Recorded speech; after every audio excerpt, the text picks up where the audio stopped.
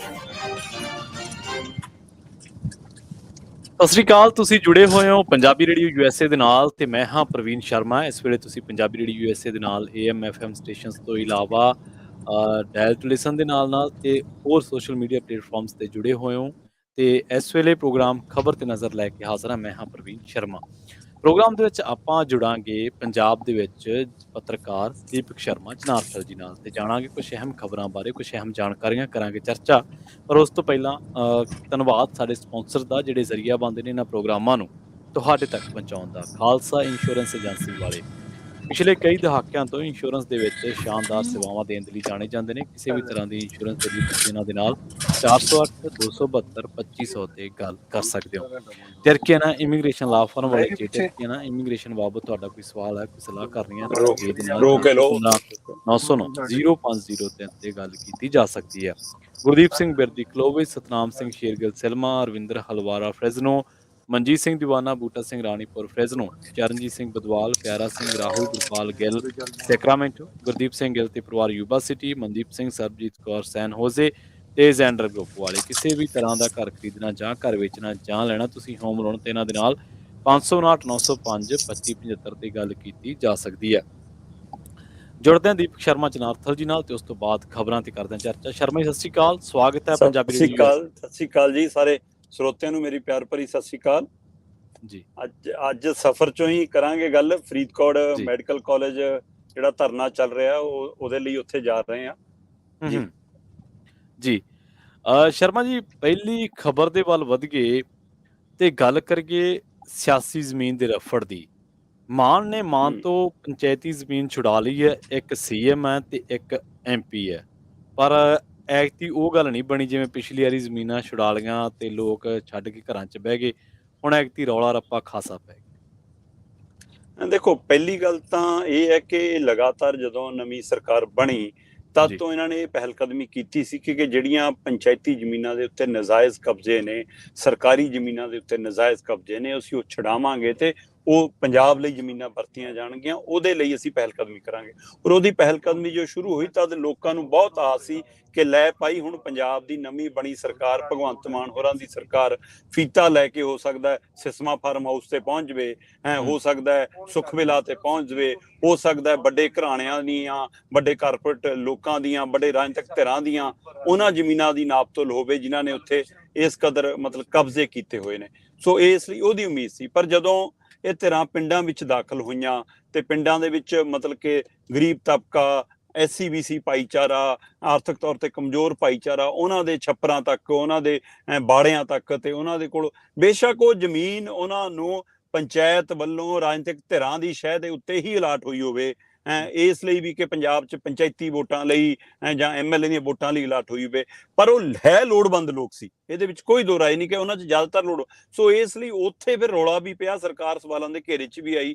ਜਿਹੜੀ ਸਰਕਾਰ ਦਮ ਭਰਦੀ ਸੀ ਕਿ ਅਸੀਂ 7000 ਏਕੜ ਤੋਂ ਵੱਧ ਜ਼ਮੀਨ ਖਾਲੀ ਕਰਾ ਲਈ, ਉਸ ਮੁਹਿੰਮ ਨੂੰ ਫਿਰ ਰੋਕਣਾ ਵੀ ਪਿਆ, ਫਿਰ ਠੰਡੇ ਬਸਤੇ ਵੀ ਪਾਉਣਾ ਪਿਆ। ਪਰ ਇਸ ਦੌਰਾਨ ਹੀ ਮੁੱਲਾਪੁਰ ਗਰੀਬਦਾਸ ਦੇ ਵਿੱਚ ਇੱਕ ਵੱਡੇ ਫਾਰਮ ਹਾਊਸ ਦੇ ਗੇਟ ਨੂੰ ਜਦੋਂ ਪੀਲੇ ਪੰਜੇ ਨੇ ਹੱਥ ਪਾਇਆ, ਜਦੋਂ ਕਹਿੰਦੇ ਜੀ ਲਓ ਜੀ ਜੋਗੀ ਵਾਲਾ ਬਲਡੋਜ਼ਰ ਹੁਣ ਭਗਵੰਤ ਮਾਨ ਵੀ ਚਲਾ ਰਹੇ ਨੇ, ਉੱਥੇ ਫਿਰ ਇੱਕ ਵਾਰ ਲੋਕਾਂ ਨੂੰ ਲੱਗਿਆ ਕਿ ਲੈ ਵੀ ਬੜੇ ਘਰਾਣਿਆਂ ਨੂੰ ਹੱਥ ਪੈਣ ਲੱਗਿਆ।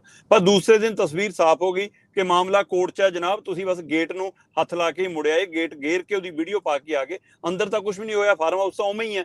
ਸੋ ਉਸ ਤੋਂ ਬਾਅਦ ਇਹ ਮਾਮਲਾ ਬਿਲਕੁਲ ਠੰਡਾ ਸੀ। ਪਰ ਪੰਜਾਬ ਦੇ ਪੇਂਡੂ ਵਿਕਾਸ ਤੇ ਪੰਚਾਇਤ ਮੰਤਰੀ ਕੁਲਦੀਪ ਧਾਲੀਵਾਲ ਹੋਰੀ ਕਹਿੰਦੇ ਅਸੀਂ ਇੱਕ ਪੂਰੀ ਰਿਪੋਰਟ ਤਿਆਰ ਕੀਤੀ, ਉਹ ਰਿਪੋਰਟ ਮੁੱਖ ਮੰਤਰੀ ਸਾਹਿਬ ਨੂੰ ਸੌਂਪ ਦਿੱਤੀ। ਉਸ ਰਿਪੋਰਟ ਦੇ ਆਧਾਰ ਤੇ ਸਾਰੀ ਜਾਂਚ ਹੋਈ ਤੇ ਕੱਲ ਫਿਰ ਮੁੱਖ ਮੰਤਰੀ ਸਾਹਿਬ ਆਪ ਅਗਵਾਈ ਕਰਨ ਤੁਰ ਪਏ ਕਿ ਲਓ ਭਾਈ ਹੁਣ ਮੈਂ ਜਾਨਾ ਆਪਣਾ ਪੂਰਾ ਲਓ ਲਸ਼ਕਰ ਲੈ ਕੇ ਤੇ ਪੰਚਾਇਤੀ ਜ਼ਮੀਨ ਖਾਲੀ ਕਰਾਉਣੇ ਆ।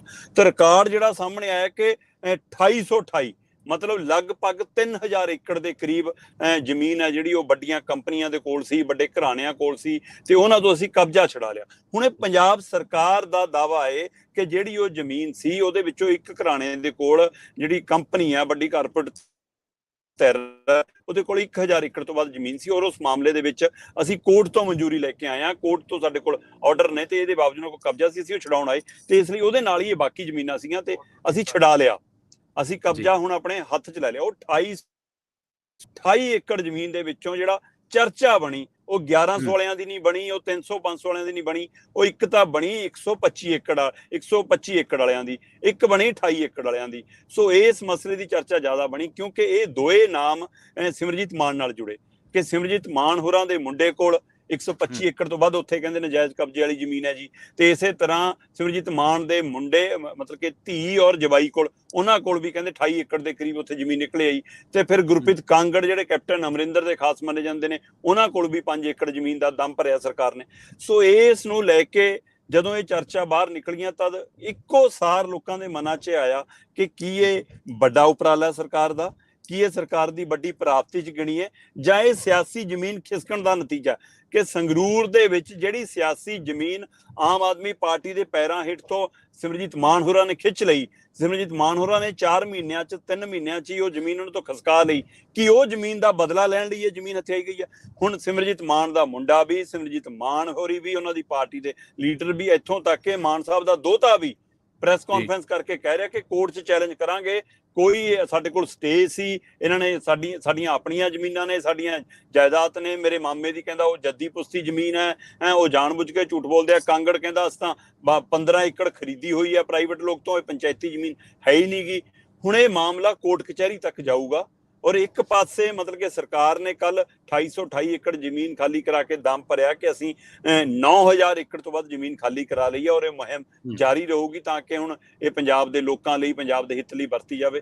ਪਰ ਇਸ ਮਾਮਲੇ ਦੇ ਵਿੱਚ ਕਿਤੇ ਨਾ ਕਿਤੇ ਹੁਣ ਇਹ ਰਾਜਨੀਤੀਕਰਨ ਵੀ ਇਹਦੇ ਵਿੱਚ ਨਜ਼ਰ ਆ ਰਿਹਾ ਕਿ ਸਿਮਰਜੀਤ ਮਾਨ ਹੋਰਾਂ ਨੂੰ ਧਿਆਨ 'ਚ ਰੱਖ ਕੇ ਪਹਿਲਾਂ ਇਹ ਜ਼ਮੀਨ ਤਾਂ ਨਹੀਂ ਖਾਲੀ ਕਰਾਈ ਗਈ, ਕੀ ਸੱਚਮੁੱਚ ਮਤਲਬ ਕਿ ਉਹ ਪੰਚਾਇਤੀ ਜ਼ਮੀਨ ਆ ਜਾਂ ਉਹ ਪ੍ਰਾਈਵੇਟ ਜ਼ਮੀਨਾਂ ਨੇ। ਹੁਣ ਇਹ ਮਾਮਲਾ ਕੋਰਟ ਦੇ ਵਿੱਚ ਜਾ ਕੇ ਸਾਫ਼ ਹੋਊਗਾ। ਸਰਕਾਰ ਆਪਣੇ ਪੂਰੇ ਪੁਲਿਸ ਤੰਤਰ ਨਾਲ ਸਾਰੇ ਨਾਲ ਪਹੁੰਚੀ, ਉਹਨਾਂ ਨੇ ਉੱਥੇ ਪ੍ਰਾਈਵੇਟ ਬੋਰਡ ਹਟਾ ਕੇ ਸਰਕਾਰੀ ਬੋਰਡ ਵੀ ਲਵਾ ਦਿੱਤਾ ਕਿ ਲਓ ਜੀ ਹੁਣ ਇਹ ਜ਼ਮੀਨ ਸਰਕਾਰ ਨੇ ਕਬਜ਼ੇ 'ਚ ਲੈ ਲਈ ਆ।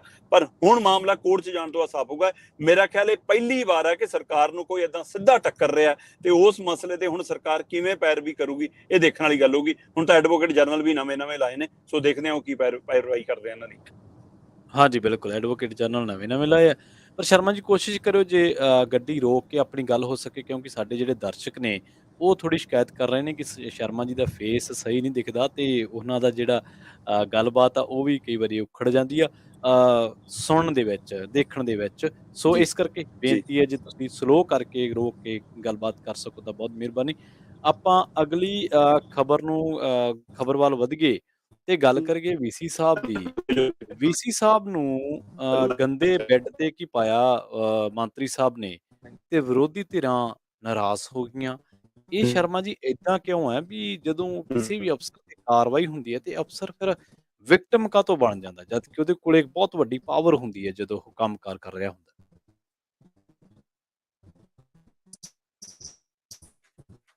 ਬਿਲਕੁਲ ਤੁਸੀਂ